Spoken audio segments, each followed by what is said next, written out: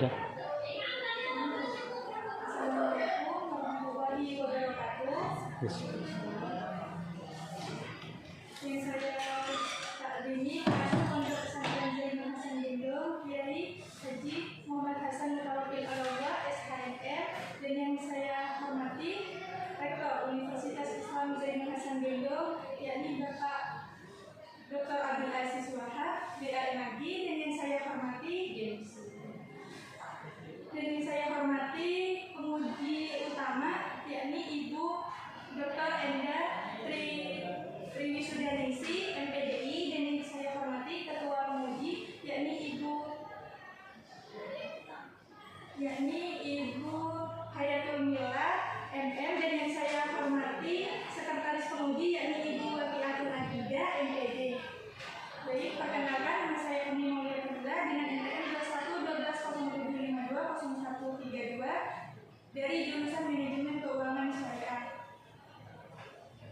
Baik, di sini judul penelitian saya, pengaruh perilaku konsumtif, literasi keuangan, dan teman sebaya terhadap perilaku menabung mahasiswa aktif angkatan 2021 Fedi Unza. Nah, di sini ada latar belakang atau pendahuluan dari penelitian saya, di mana judul ini berangkat dari masalah yang terjadi di lokasi penelitian, di mana menabung di perkembangan zaman sekarang ini adalah hal penting. Namun masih sulit dilakukan oleh banyak mahasiswa Fedi. Nah, dalam penelitian ini saya mengidentifikasikan 3 faktor yang diduga mempengaruhi perilaku menabung. Ada perilaku konsumtif, literasi keuangan, dan teman sebaya. Perilaku konsumtif didefinisikan sebagai mengeluarkan barang atau jasa secara berlebihan. Nah, dari hasil observasi yang saya lakukan di mahasiswa Fedi, perilaku konsumtifnya masih tergolong tinggi, di mana mahasiswa lebih banyak mementingkan keinginannya daripada yang benar-benar kebutuhannya. Dan ini juga tampak dalam keseharian mahasiswa, di mana mahasiswa sering menghabiskan waktunya dan uangnya di kafe-kafe serta membelanjakan uangnya secara berlebihan, entah itu belanja online maupun offline. Nah, untuk literasi keuangan sendiri, yang nantinya mahasiswa sebagai calon sarjana ekonomi, bagaimana mereka mengelola keuangannya dengan baik dan bagaimana mereka mampu untuk membuat keputusan terkait investasi, pengeluaran maupun tabungan. Nah, untuk teman sebaya juga cukup signifikan terhadap perilaku menabung, karena apalagi mahasiswa yang tinggal jauh bersama orang tuanya, mereka sering menghabiskan waktunya bersama teman-temannya seperti teman kos, teman asrama maupun teman pondoknya. Nah, jadi dari interaksi tersebut mempengaruhi pola pikir mahasiswa baik secara positif maupun negatif. Nah, dari latar belakang tersebut terdapat rumusan masalah. Di sini rumusan masalahnya ada 3. Yang pertama, apakah perilaku konsumtif berpengaruh terhadap perilaku menabung? Dan yang kedua, apakah literasi keuangan berpengaruh terhadap perilaku menabung? Dan yang ketiga, apakah teman sebaya berpengaruh terhadap perilaku menabung? Nah, metodologi penelitiannya di sini pendekatannya menggunakan kuantitatif dengan jenis penelitian asosiatif kausal. Populasi dan sampel penelitiannya, populasinya mahasiswa aktif angkatan 2021 Fedi Unza yang berjumlah 136 mahasiswa dengan teknik sampel menggunakan sampling jenuh, di mana teknik sampling jenuh ini semua anggota populasi dijadikan sampel penelitian. Nah, pengumpulan datanya dan teknik analisis datanya di sini menggunakan penyebaran kuesioner ke mahasiswa Fedi Unza angkatan 2021. Sementara teknik analisis datanya menggunakan regresi linear berganda dengan alat bantu software SPSS. Selanjutnya ada hasil uji regresi linear bergandanya, yaitu uji T parsial atau uji individu, di mana hasilnya perilaku konsumtif berpengaruh negatif dan signifikan. Nah, ini bisa dilihat dari tabel 9 menunjukkan T hitungnya itu negatif 10, sementara nilai signifikannya itu lebih kecil dari 0,05, yang berarti bahwa variabel independen dan tersebut berpengaruh signifikan terhadap variabel dependennya. Nah, untuk literasi keuangan berpengaruh positif dan signifikan. Artinya literasi keuangan berpengaruh terhadap perilaku menabung mahasiswa, dan juga teman sebaya juga berpengaruh positif signifikan terhadap perilaku menabung mahasiswa. Nah, di sini juga ada uji F atau uji simultan atau uji keseluruhan, bahwasannya X1, X2 dan X3 secara serentak memiliki pengaruh signifikan terhadap variabel menabung.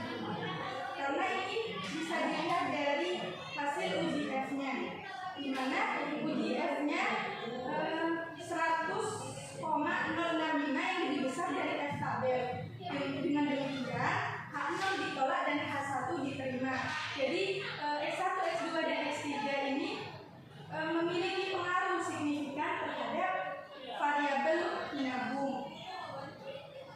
Nah, untuk pembahasannya tabel 11 ini nilai adjusted R-square-nya mencapai 0,688% yang menunjukkan bahwa 68,8% variasi dalam perilaku menabung mahasiswa dapat dijelaskan oleh pengaruh bersama dari variabel X1, X2 dan X3, di mana dengan kontribusi kumulatif mencapai 68,8% ini, penelitian ini menunjukkan bahwa faktor tersebut memiliki pengaruh besar dalam membentuk kebiasaan menabung.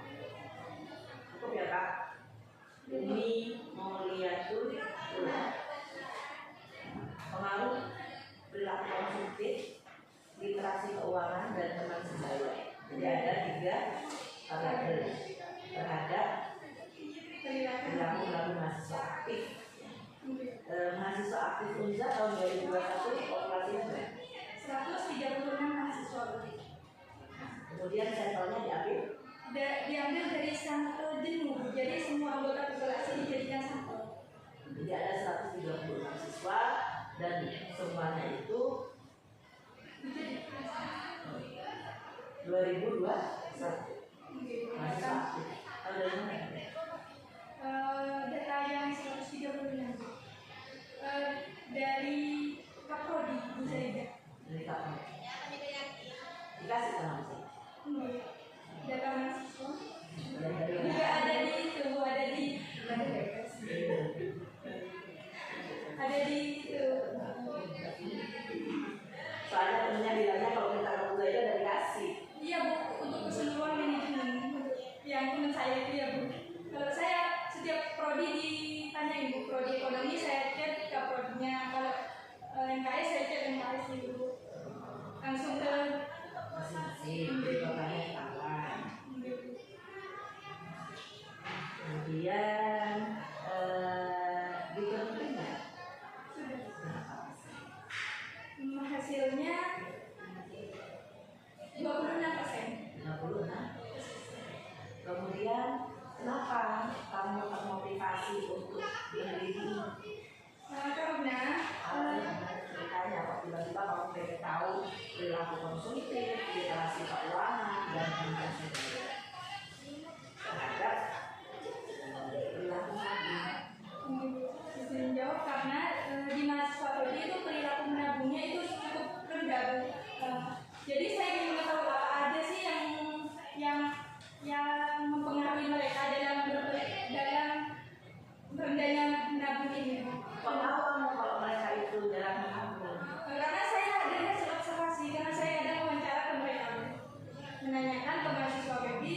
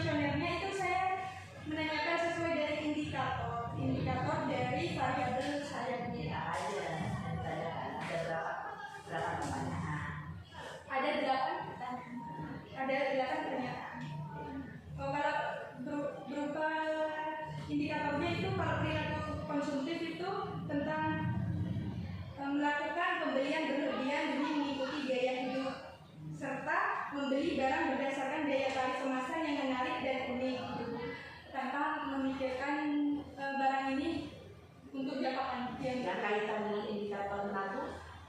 Ada Bu. Di sini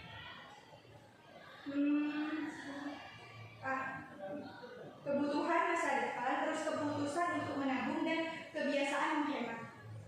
Rata-rata teman-teman kamu itu punya rekening atau dompet digital? E-wallet? Kebanyakan MBanking semua. MBanking. Jadi rata-rata mereka punya MBanking. Iya. Kemudian di abstrak ya.